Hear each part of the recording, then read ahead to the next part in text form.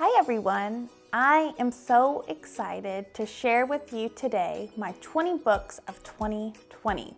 So looking through my collection this past year, I've seen I have a couple of main interests, homeschooling, mothering, marriage, nutrition, finance, and Bible study books. So that's actually all I'll be talking about today. My goal for next year will probably be to read some fiction, I think.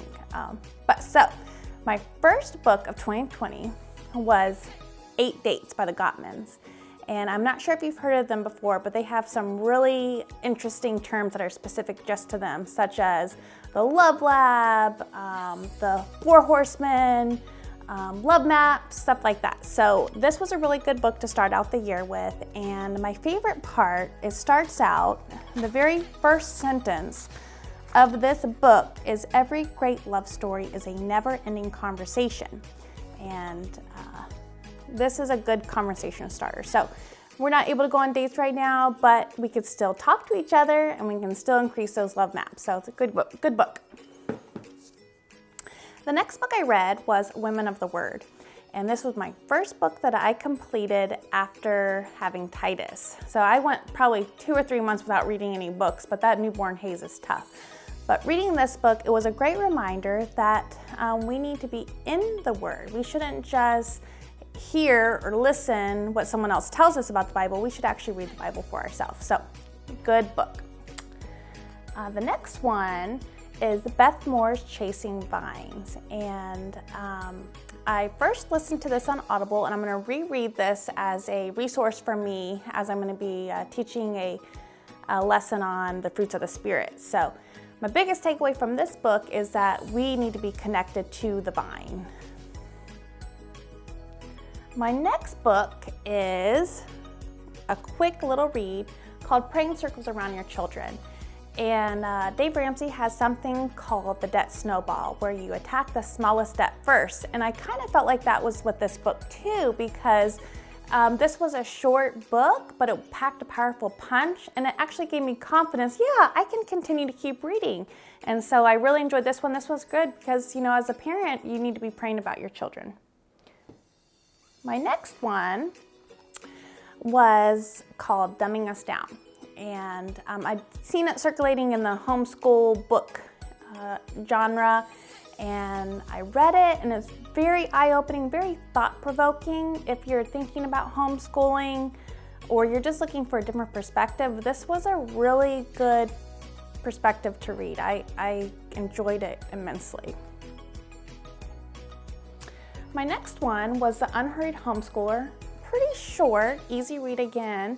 And it actually says, a simple, mercifully short book on homeschooling. And I enjoyed it because homeschooling doesn't have to be difficult. It can be calm and simple. My next 3, I'll talk about kind of together. The first one was the Sugar Fast. This one is the 21 Sugar Day Detox. And then this one is called the Obesity Code.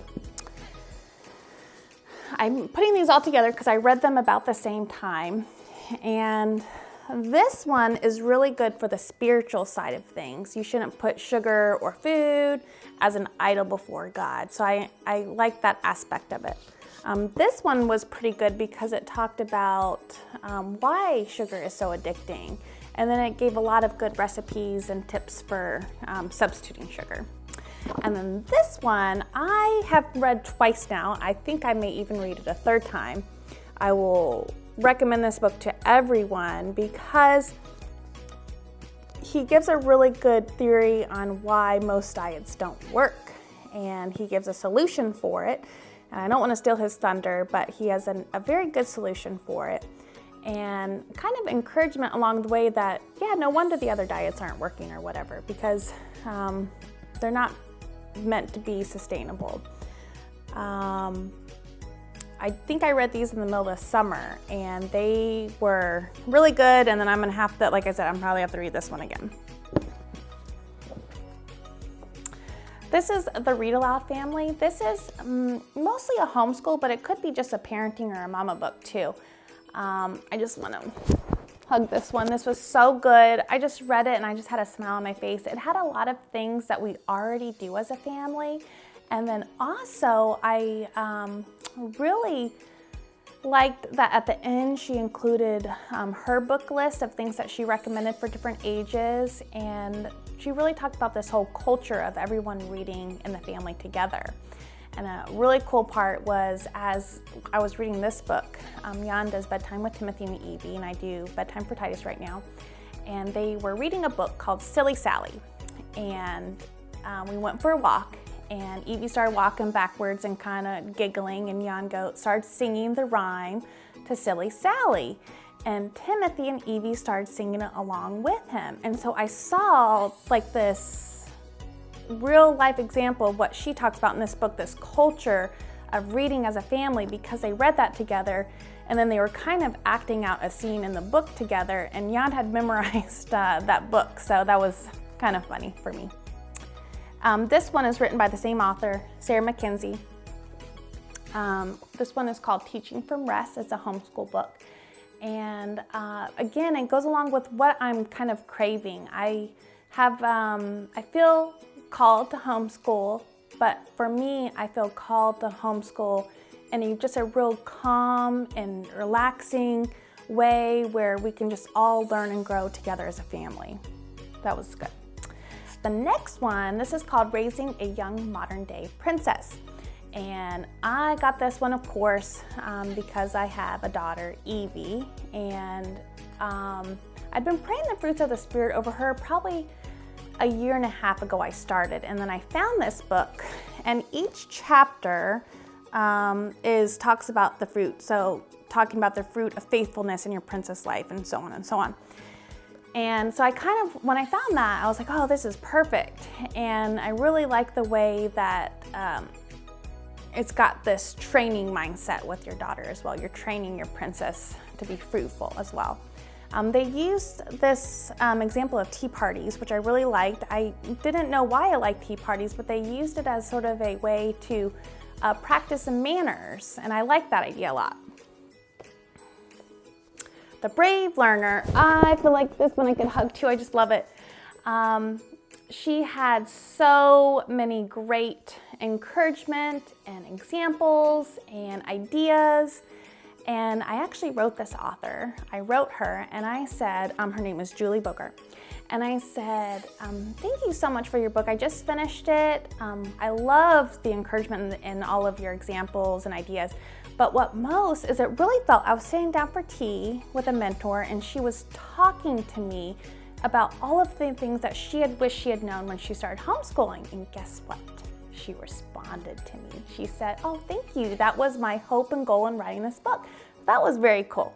Oh, also, she is, I think, the one who started the poetry tea time movement, which we have implemented our family. So we do poetry tea time, not every week, but a few times a month. And what we do is we just make some tea. We get treats, either cookies or whatever kind of treat we can find. And then we do poetry readings. And it's created this really fun tradition. When we pull out tea, Timothy will say, oh, is it poetry tea time? And over Christmas, we had gotten a new poetry book. And I thought I would just read one poem. And Timothy and Evie wanted me to keep reading. And they climbed up in my lap while they're nibbling on their cookie and their tea. And they said, oh, can I pick one? And they both picked a poem to read from the new book we got. So that was so cool. I love that. The next one is called Homeschooling Bravely. Jamie Erickson, great book, great encouragement. One of the things I really liked that she did is she focused on discipleship. And I see that as a reoccurring theme in homeschooling, to discipleship your children. But there's two other things I really liked about this book too. One, she talked about how you should get a hobby for yourself. And I've been kind of seeing that trend as well with other people saying that too. But I struggle with boundaries a little bit where I could just be, all homeschooling all the time. But she talks about it's important that you do something for yourself as well. And so I thought about it and I was like, well, I guess reading, that is my hobby and it gives me joy. And so I'm glad to share my books with you today. The other thing she talked about, she had a chapter in here about homeschooling with little ones. So homeschooling with either a toddler or a baby, which I currently have. I have a 5-year-old, a 2-year-old, and an almost 1-year-old. So she gives some little tips and tricks about kind of that challenge in homeschool. The next one I wanted to talk about, or next one I read, is called Thriving in Love and Money. Shanti and Jeff Feldman, they wrote this one together. And I love this book. Jan and I both love talking about finances. We talk about finances probably every day. When we got married, we got really strict on budgeting and getting on the same page as far as that goes. And this book is really cool because it's a marriage book and it's also kind of like a finance book. But let me tell you something. On the back, it says it's not about the money. And sometimes, we love not all of the principles, but we follow Dave Ramsey's financial plan for the most part. And sometimes it's not about the money. So this book talks about the importance of communication when it comes to money and a few other things that I'm not going to spoil, but it was really, really good. If you don't have time to read it, you can always get on Audible. And another thing, they have an interview with Shanti and Jeff with Focus on the Family, which they do an outstanding interview. So you can always check that interview out. I think it's on YouTube.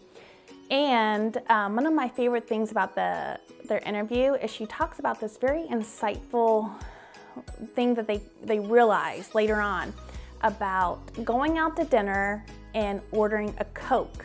And I'm gonna leave that cliffhanger for you to find out what they're talking about, but it was so very insightful to me. I enjoyed that part. This book I can hug too. Susie Allen, she is the creator of something called Busy Toddler.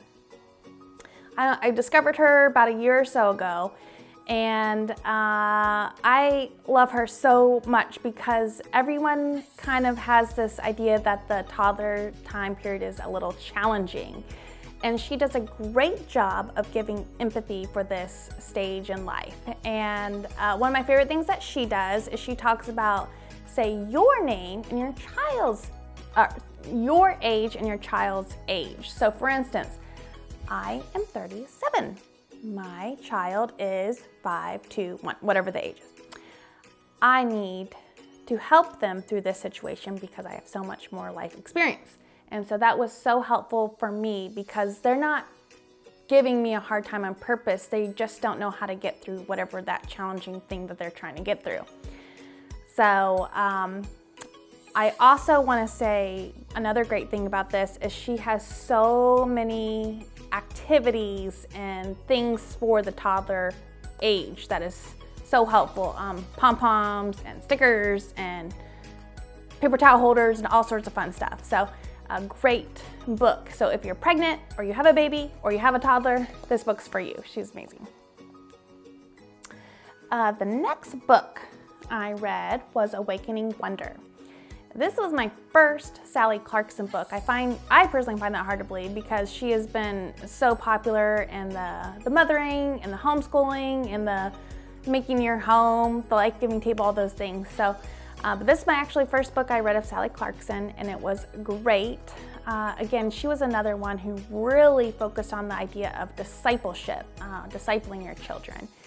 My favorite part was she talked about how now that her children, she has 4 kids, that they're older, they're all successful adults and they're all older, and she said that she is best friends with her children now. And I thought about that and I was like, wow, once my children are raised, I would love to be best friends with my children too. And so I like this idea of this, so they've kind of got this holistic approach and discipleship approach and this long-term approach to parenting and homeschooling. So I like that.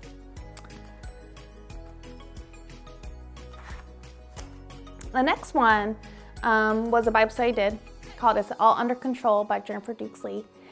Very good, talking about really this illusion of control. We're not in control. God's in control. As we kind of want, she says, we want this roadmap showing us, A to Z and how to get there and all the stops along the way and what's going to happen, and we want to know what to expect. And we want to, if God's not in control, we want to kind of take over for him, but it shouldn't be like that because God gives us a compass and says, follow me. And we need to take that step of faith and follow him and know we're not in control, he's in control. Follow him. And then finally, my book of December was Introverted Mom by Jamie C. Martin. I got this one for my birthday from my friend Julia. Thank you, Julia. And this book just like spoke to me. It just soaked in my body and my bones. It just spoke to me. So good. And then at the very end, she talked about, probably nothing's going to change after reading this. But you know what? At least now you know you're not the only one. And so this really spoke to me because I'm sure if you are watching this, you know me, or you can tell from the way I've talked already, but I really like things to be calm and quiet and gentle, and the chaos and loudness kind of just drains me. So I enjoy just seeing that I'm not the only one like that, and it was a good book. So after hearing me talk about the books, can you guess which ones were my top 3? Okay, I'll tell you. My top 3 books that I loved and I would recommend to anyone to read is number 1, The Read Aloud Family. I absolutely loved that book. It was so good, and it just spoke to me, and I loved everything she talked about, and so good. Number 2, my number 2 favorite book was Thriving in Love and Money. I love that one because I love marriage books, and I love books that combine understanding money, because I can't think there's, probably 3-4 things that are very important in marriage. Communication and money are 2 of those things. And so to get on that same page and to understand your values and to be able to communicate in a way with your spouse, I just can't recommend that book more. It's so good. And then number 3 that I would recommend for everyone, it would be The Obesity Code. Like I said, I've read this book 2 times already, and I'm going to probably read it again because I need that reminder, and I need those little tricks and tips along the way. That sugar is addicting. I am addicted to sugar, and things that I can do to kind of fight it along the way. For me as a mom and as a homeschool mom and as an introvert and someone, we're all going through the pandemic now, it just really felt nice to be able to kind of look at my stack and I did do something this past year. It was nice to be able to start and finish a book and have kind of proudness that I was able to do that, and then also learn some things along the way. So my book goals for next year are going to be to try to read, I did 20 this year. My goals for next year is going to be 24, and then adding some fiction in there, I think. So if you have any books on homeschooling that I didn't read yet, what would you recommend? If you have any great books on marriage that I haven't read yet, let me know what they are. Or mothering, let me know what they are. I have actually a huge stack already of books I'm planning on reading, but I could always add more to the stack. So let me know what books I should read next, and I will talk to you later. Bye.